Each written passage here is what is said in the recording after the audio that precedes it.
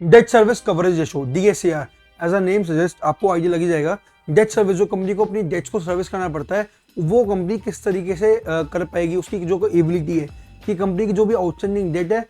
Company उसको किस तरीके से पे कर पाएगी, क्या कंपनी की एबिलिटी है, ये रेशो वो दिखाती है। अब अगर आपको उसको कैलकुलेट करना है तो आपको सिंपल है, कंपनी की जो नेट ऑपरेटिंग इनकम है उसको आप डिवाइड कर दो उसकी टोटल डेट सर्विस है कि कंपनी को टोटल डेट के लिए कितना देना है, चाहे वो प्रिंसिपल अमाउंट हो चाहे वो इंटरेस्ट पेमेंट्स हो। तो अगर आप खुद सोचो ना, आपने एक कंपनी की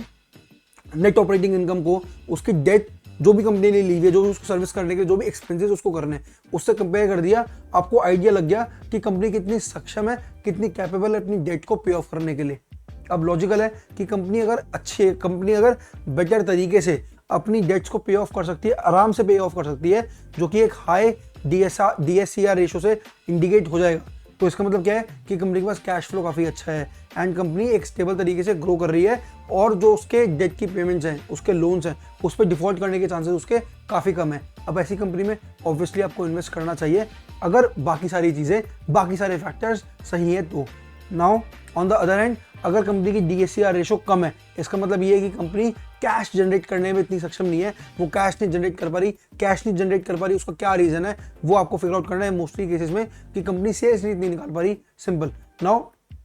वो कैश नहीं जनरेट कर पा रही, जिसकी वजह से वो अपनी डेट ऑब्लिगेशंस को फुलफिल नहीं कर पाएगी एंड अल्टीमेटली वो आगे जाके लोन्स पे भी डिफॉल्ट कर सकती है, बाद में उसको क्रेडिट भी नहीं मिलेगा, वो ग्रो भी नहीं करेगी। तो जो इस कंपनी में इस तरीके का रिस्क है, उसमें आपको इन्वेस्टमेंट करने से पहले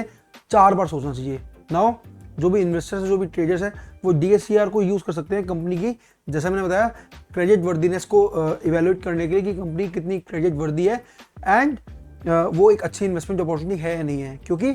कंपनी के पास क्रेडिट होगा तो वो अच्छे से ग्रो कर पाएगी, कंपनी के पास पैसा ही नहीं होगा तो वो ग्रो नहीं कर पाएगी। नाउ ऑब्वियसली आपको इससे पता लग जाएगा कि उस पर आपको इन्वेस्टमेंट करनी चाहिए नहीं करनी चाहिए, पर आपको ये ज़रूर दिमाग में रख के चलना है कि जो DSCR रेशो है ये हर इंडस्ट्री की अलग होती है। ऐसा नहीं है कि हर इंडस्ट्री की ये सेम होगी, एंड आपको अगर कंपेयर करना है तो उस इंडस्ट्री की बाकी कंपनी से आप कंपेयर करो या उस इंडस्ट्री के एवरेज से कंपेयर करो। जिस भी कंपनी में आपने इन्वेस्ट करना है, जिस इंडस्ट्री में वो कंपनी है, वो आपको एक बेटर आइडिया दे देगी कि DSCR रेशो ओके, इंडस्ट्री का एवरेज ये है, अगर उससे ऊपर है तो मतलब इट्स गुड, उससे नीचे तो इट्स बैड, एंड ओवरऑल भी अगर अच्छी DSCR रेशो है तभी आपको उसके अंदर इन्वेस्ट करना चाहिए।